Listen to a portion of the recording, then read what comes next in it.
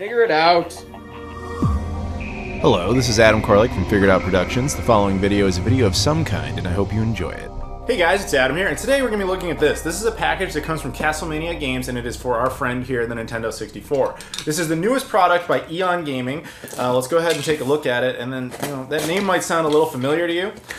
If you were a fan of the GameCube in recent years, you would probably already know about them. They made a product called the GCHD, as well as the GCHD2, which was an upgraded version of the GCHD. We have a nice little Castlemania Games sticker there, by the way, so thank you for that. But also inside, of course, the product itself. This is the Super 64 by Eon, in a nice little N64 themed box, which makes perfect sense. So, like I said, the GCHD was an HDMI dongle for the Nintendo GameCube. Essentially, you'd plug it in the back and you'd get HDMI output. And it was a great thing because the the Nintendo GameCube was prohibitively expensive to get the high quality cables, specifically the component cables. And there's been all sorts of alternative options, but GCHD was a really nice way to go. And if you connected something like the M cable, or now the upcoming M Classic, if you connected that to it, you would get amazing, super crystal clear image out of it, provided that the game supported progressive scan, which about half of the games on GameCube did. So that was an awesome thing. So they wanted to kind of replicate that same success with the Nintendo 64, which is another console that has been historically kind of difficult to use on modern televisions. The problem with the Nintendo 64 is Nintendo did not have much foresight in this console. They put RF, Composite, and S-Video. That's it. There is no RGB support in this thing, and there certainly is no component or VGA or anything like that. The RGB one is the real killer, because RGB existed like the Sega Master System, which launched in 1983, had RGB in it. The N64, which launched in like 96, did not. So anyway, the point is, it did not have better video quality options. So I talked to the guys at Eon Gaming, and what they decided to do was make an HDMI dongle specifically for the N64. So you can think of it as just an N64 to HDMI box.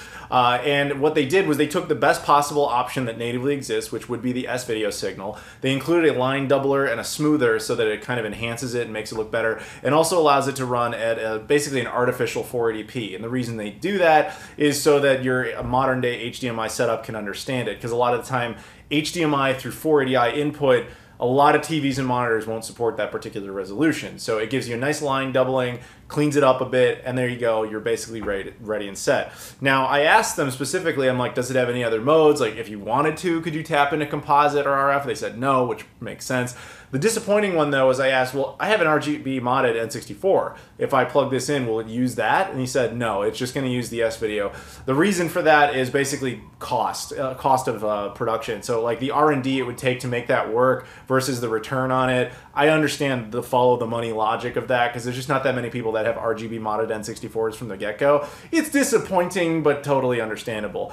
But yeah, so that's this device in a nutshell. We're going to take it. We're going to try it out here. I like the little custom shell there. I think that's pretty neat. It looks like an N64, sticking with that theme, just like they had with the GCHD.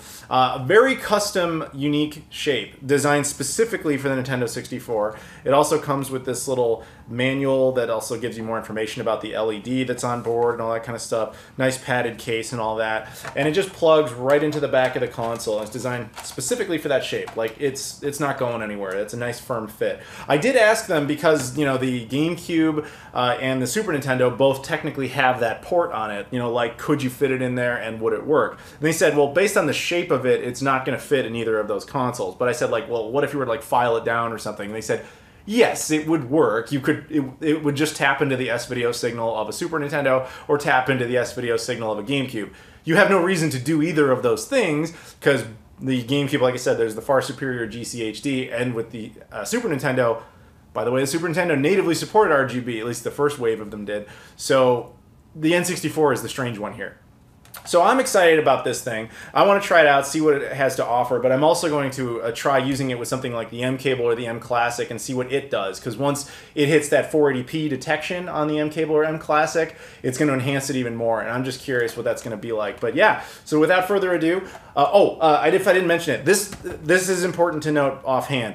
This model is designed specifically for the North American and Japanese versions of the console. It will not, unfortunately, work with PAL versions. There's a PAL version of this coming down the road, but at this time, if you're in Europe or Australia and you decide, hey, I want that thing, just wait. It's not going to work with your PAL N64, but there is a PAL version coming. Okay, so I've been using the Super 64 for a little while now, and it's time for final thoughts. Now, overall, it's pretty positive because it's exactly what it says it's going to be. It's just a plug-and-play HDMI device. I like the unique nature of the shape of it. It does kind of fit logically into the N64. It's cool. It doesn't really have any obvious negatives except for a couple, and that's what I'm going to focus on because really, outside of that, it does exactly what it says it's going to do. And I've already addressed that I wish it used RGB, but since it doesn't, you just have to make the best with S-Video. So the things I noticed while tinkering with it is, so it has this like line doubling mode, which by default is always on. It has to be for, again, most TVs wouldn't support 480i or lower resolutions through an HDMI input. So at the very least, it artificially balloons to 480p. That way you won't have that problem. But they also put in that line smoother, or sorry, the image smoother, so that it buffs out a lot of jagged edges, and frankly, it's really good. They did a really good job with that. Where I draw issue with is the fact that it has this switch on it that allows you to switch between the two, which makes sense. The problem is it defaults to it being off, which is, to me, silly, because their line smoother is really nice. And that should be the first thing you want people to see when they get this thing. They plug it in and they're actually impressed by the fact that it looks so smooth and so nice. When you don't have it on, it just looks really jagged and it looks really bad. And I'm like, why would you do that? Because yes, it's just a switch. I can click over, I get it. But I'm not the average consumer. The average consumer is going to plug it in and be done with it. Every single time you turn on the N64, you have to also click this once in order to get the line smoothing, which I just feel like was an unnecessary thing. You know, it should have automatically done that, and then if you want to turn it off, then you can reach back there. I just feel like that was a huge mistake. Just a simple software thing, it should have been the other way around. And if they do a revision of this, that's like point number one. You've got to swap that. That was a huge mistake.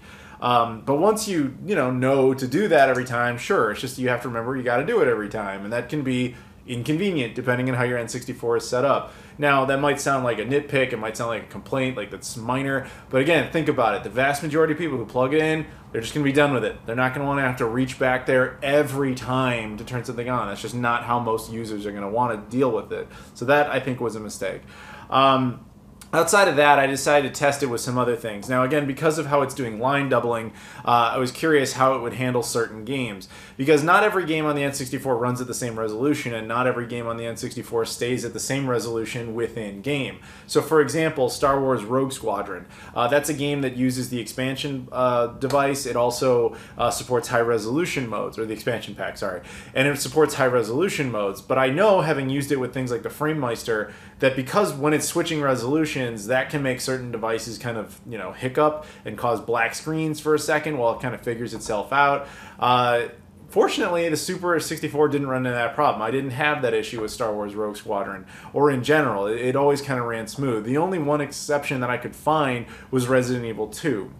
Resident Evil 2, pretty much every time you turn the corner to a new camera angle or a cutscene starts or anything like that, it pretty much just freaked out, like every time, because that game is constantly changing resolutions. So this device is not meant for Resident Evil 2.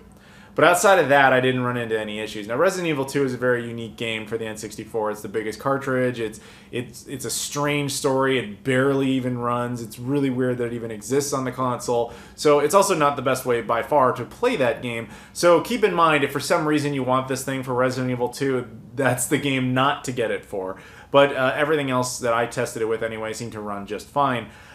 So there's not really much else to say on it. Now it's just kind of time to show you content. So here's how we're going to do this. First and foremost, I want to show you footage of the Nintendo 64 running stock with composite cables. This is composite. This is the yellow cables that we all remember growing up. This is them. This is how you played it cherry, vanilla, untouched. That's how it was. Now, again, the N64 supports S-Video, and that's the signal they tapped into. So this is S-Video running straight. Again, this is not the Super 64. This is just S-Video, straight out of the N64. Now, when compared to Composite, it is an improvement, which is no doubt why they use that as the source data, but it still runs in an interlaced mode. It still runs, choppy, and it doesn't have any sort of, benefits of buffering or anything like that. So then we enter the Super 64. Super 64, again, this is it now. This is it running in the buffed mode, by the way. I'm not even going to bother with the other mode because there's no point. You should never be running it that way. The buffed Super 64 S-Video source, aka the device just sitting here, and then regular S-Video. You see, there is a difference between those two. But just for the sake of comparison, I decided to test some other things. This is an RGB N64, an RGB modified N64 that is also running with the RetroTink. So it's got line smoothing. So this is the closest way to test what an RGB mode might look like with the Super 64 were it to support it. So again, you have that here, and then you compare it to the Super 64 version. Now RGB, again with the line doubling from the RetroTink, then back to the Super 64. Now the difference is not going to be astonishing, but it still would have been nice because the color palette is richer from the RGB version. So again, I can understand why they didn't do it, but it would have been a nice bonus. So I got my hands on an M Classic, which is the new device from the Marseille Inc. company. They made the M cable, so I decided to test it with that. So this is the Super 64 running with the M Classic attached, which honestly does a lot. At first I didn't think so. I started playing, I think it was GoldenEye. I started playing that for a while. I played like a couple of levels with the Super 64 and the M Classic attached, and just to kind of get a sense of what that would look like. And it was like, it's fine. Until I removed the M Classic and went back to the Super 64 and realized, oh, never mind. The M Classic adds a lot of color depth and a lot of richness to the image and sharpens a lot more and really is almost necessary. And yeah, so I highly recommend that. And then also, just again, for shits and giggles, we've got an RGB modified Nintendo 64 with the RetroTink doing smoothing plus the M Classic. Boom. That's what that looks like. So then we have that combination versus the Super 64 with the M Classic combination. Yeah, so in my opinion, what you want is, provided you're using all this stuff, is the RGB with RetroTink with M Classic, and then that's how you're going to want to do this. That's like the ultimate way, save for the Ultra 64, which is a league of its own. It's doing its own thing. So my final thoughts on this thing is the Super 64 is a good device, but in a sense of Nintendo 64 options, I would put it in like not the definitive one, and more like not even the middle of the road one. It's like in between the middle and the high end. It's like here somewhere. It's like on a scale of 100, it's like a 75% of the way there type of device, because it can be upgraded with things like the M cable or the M Classic, which is a nice benefit. However, because it's not using the RGB source or capable of using an RGB source, that does kind of limit it compared to certain options. And then an unfair competition comes from Ultra HDMI Mod, which is just, again, it's like its own league. It's unfair to even put that into the competition and into the discussion because it's a completely modified board. But as far as like stock options go, like the base ones, all the things you can buy that you just plug into any N64, this is by far your winner. Like nothing is going to compete with this. The only thing you can do to improve it, like I said, is throw an M Classic or an M cable in there and call it a day. So in that sense, I recommend it. But it, again, is not the best possible option. It's just the best easy option, if that makes sense. Oh, and I'm sure people will ask, yes, I'm going to have an entire review of the M Classic. That's going to be right around the corner. This one just came first, and then the M Classic will be getting its own thing. Also, before I go here, I want to say, please, if you don't mind, can you hit like and subscribe on the video? I really appreciate that. It really helps support the channel. And of course, hit all the social media stuff. That's all in the description. Things like Instagram, Twitter, Facebook, Patreon, all that stuff. I really do appreciate it. So I want to thank Eon again for making this. You guys did a solid job. Once again, if you do an update, please swap that firmware. Make sure that the buffering mode comes first by default. Thank you very much to Castlemania Games for providing this. Thank you guys very much for watching, and I'll see you all later.